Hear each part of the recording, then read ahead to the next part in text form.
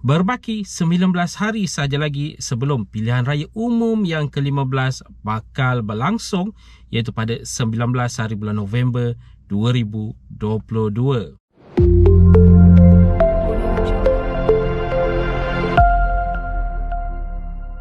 Assalamualaikum, salam sejahtera. Jumpa lagi di channel Herwan Nabi. Okay guys, kepada mereka yang belum lagi subscribe ke channel ini, jangan lupa tekan pada butang subscribe, tekan juga pada butang loceng. Thank you guys. Seperti yang dinyatakan di awal video sebentar tadi, berbaki 9 hari saja lagi sebelum pembuangan undi untuk PRU yang ke-15 bakal berlangsung.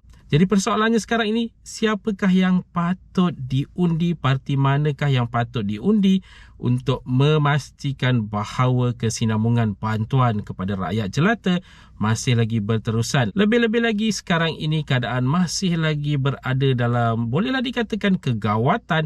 Rakyat masih lagi berada dalam kesusahan. Ramai lagi sebenarnya yang sedang terkontang-kanting untuk cuba mengeluarkan diri daripada masalah ekonomi yang terhimpit yang melanda mereka sekarang ini. Jadi persoalan terbesarnya seperti yang dinyatakan sebentar tadi adalah, siapakah parti politik yang bakal anda pangkah bagi memastikan kemakmuran Malaysia untuk 5 tahun yang akan datangnya sebelum pilihan raya umum yang ke-16 pula berlangsung. Ingat tu, 5 tahun bukannya jangka masa yang pendek, jangka masa yang sangat-sangat panjang.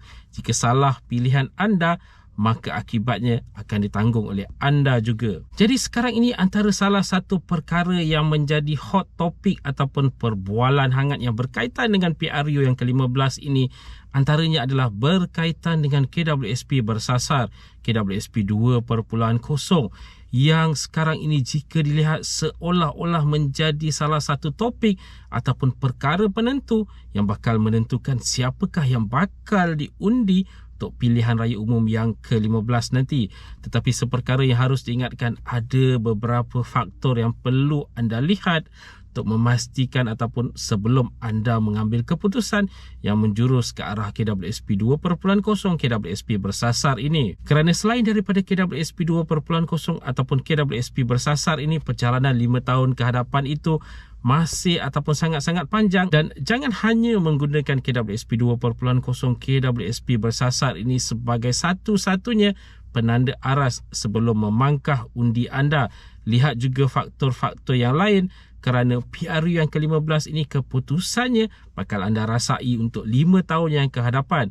KWSP bersasar, KWSP 2.0 ini mungkin jika diluluskan selepas pilihan raya umum yang ke-15 nanti, mungkin kesannya hanyalah dalam masa jangka pendek, kerana selepas itu rakyat masih lagi mengharapkan bantuan-bantuan yang seterusnya.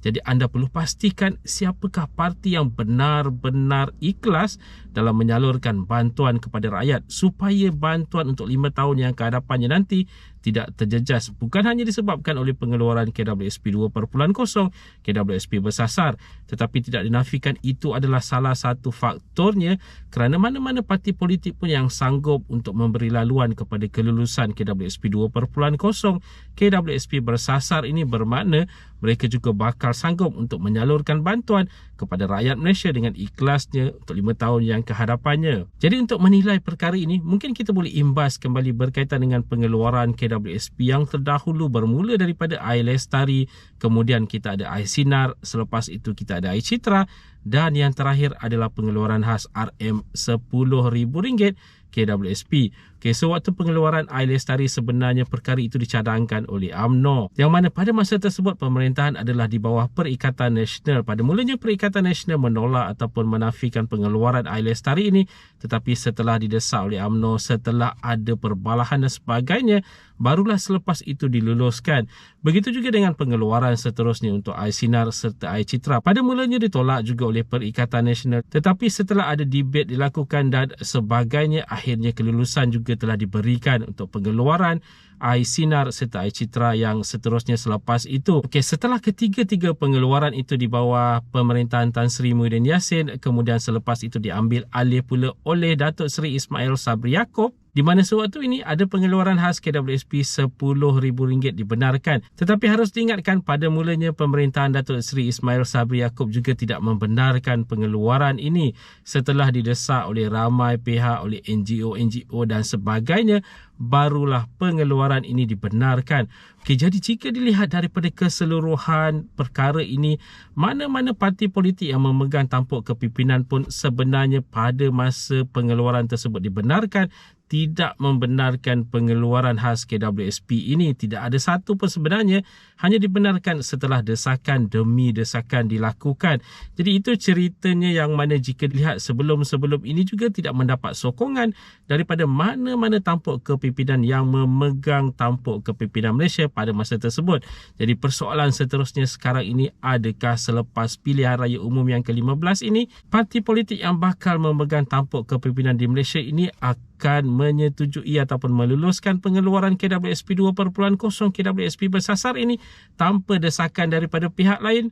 Itu persoalan yang terbesarnya sekarang ini. Walaupun Perikatan Nasional mengatakan bahawa mereka akan meneliti, mengkaji perkara ini, tetapi harus diingatkan itu adalah janji untuk meneliti dan memperhalusi, tetapi bukannya meluluskan. Ada trik sedikit di situ, jadi perlu berhati-hati, perlu melihat juga faktor-faktor yang lain sebelum menentukan siapakah parti politik yang harus anda undi. Dan harus dilihat juga untuk bantuan-bantuan lain selain daripada KWSP 2.0 ini, kerana KWSP 2.0 ini adalah bersifat sekaligus pengeluarannya jika diluluskan. Tetapi 5 tahun yang kehadapan selepasnya itu nanti, akan adakah bantuan-bantuan lain yang bakal disalurkan, dan sama ada bantuan-bantuan yang bakal disalurkan itu memadai ataupun tidak untuk rakyat Malaysia. Itu juga soalan terbesar yang perlu anda jawab sebelum anda memilih parti politik yang dipangkah, untuk memastikan pemimpin yang bakal memegang tampuk kepimpinan nanti adalah yang benar-benar ikhlas dalam membantu rakyat Malaysia. Okay guys, itu tadi sedikit sebanyak perkongsian di dalam video pada kali ini.